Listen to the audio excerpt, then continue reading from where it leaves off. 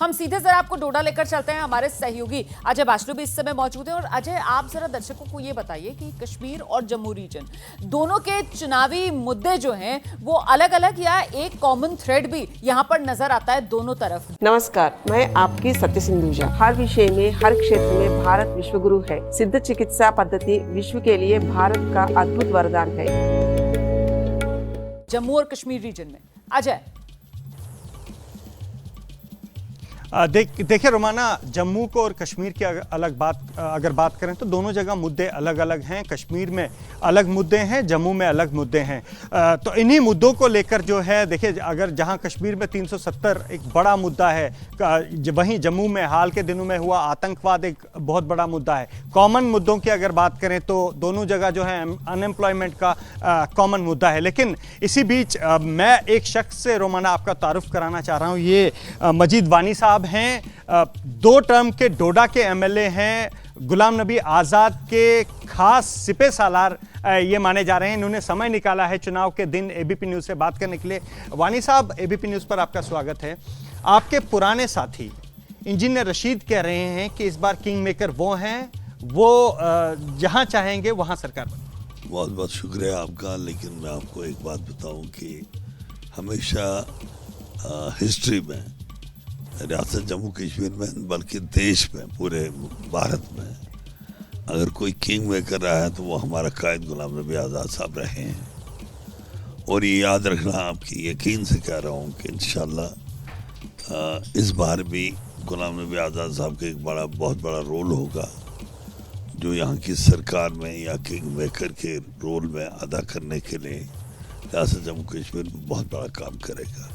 मैं किसी के बारे में टिप्पणी नहीं करता, लेकिन इंजीनियर रशीद हमारे कुलीग रहे, हमारे साथ असेंबली में रहे हैं, एक अच्छा इंसान है, एक अच्छा व्यक्ति है, एक अच्छी सोच है।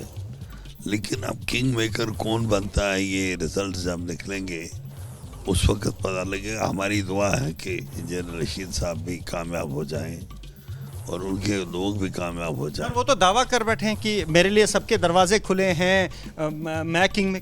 नहीं, दावा करना एक बात है और उस दावे को इम्प्लीमेंट करना या उसको मुकम्मल करना, इसको किसी जगह, किसी लेवल पे उस पे चलना, ये बहुत सारा अंतर है, ये थोड़ा सा गैप है। अब ये है कि अगर अल्लाह ताला हम सबको कामयाबी दे, लेकिन हम सब जो लोग हैं वो लोगों के लिए काम करते हैं, बल्कि उनके अपने लिए कोई ऐसी चीज़ नहीं है, ना सोच होनी चाहिए हमको।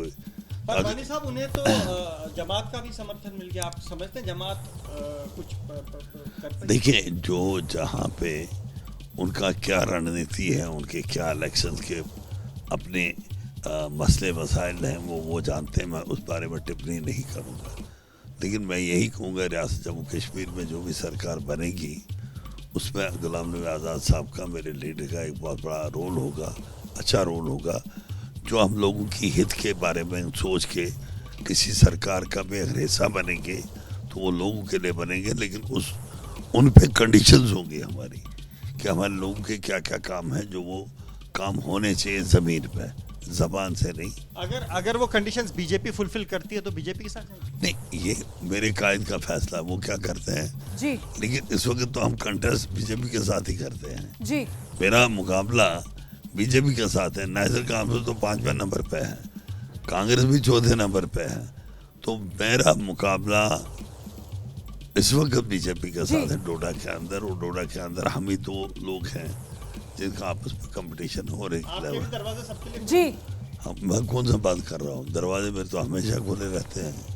रोमाना, दरवाजे गुलाम नबी आज़ाद की पार्टी के भी खुले हैं और गुलाम नबी आज़ाद की पार्टी ये दावा कर रही है कि किंग मेकर इस बार वो बनेंगे। अजय बाचलू, बहुत दिलचस्प है। जम्मू कश्मीर में इतने किंग बनने का दावा नहीं कर रहे हैं जितने इस बार किंग मेकर बनने का दावा कर रहे हैं। देखिए, आपसे कुछ देर पहले इंजीनियर रशीद, जिन्होंने एबीपी न्यूज़ से खास बातचीत की, और अब ये डीपीएपी के उम्मीदवार जो हैं वानी साहब, उनको भी आप सुन रहे थे। गुलाम नबी आज़ाद की पार्टी भी किंग मेकर बनने का दावा यहाँ पर कर रही है।